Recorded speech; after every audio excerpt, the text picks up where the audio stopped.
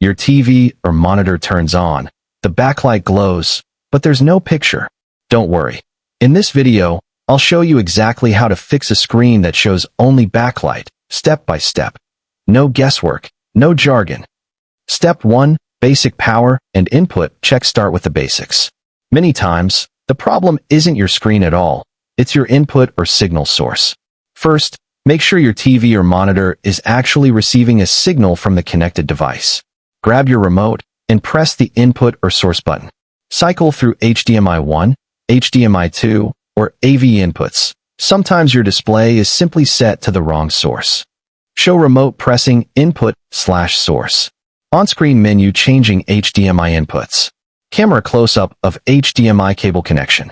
Step 2. Flashlight test for image. Let's test whether your panel is actually generating an image.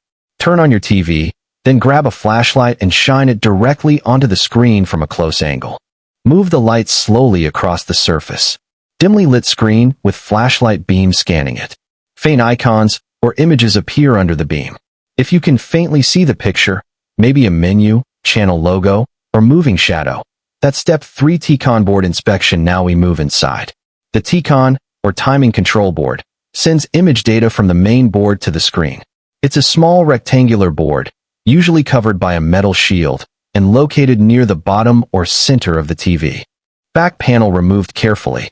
Camera zooms on the T-Con board and its ribbon connectors. Carefully inspect this board for signs of damage, dark spots, burnt marks, or corrosion from moisture.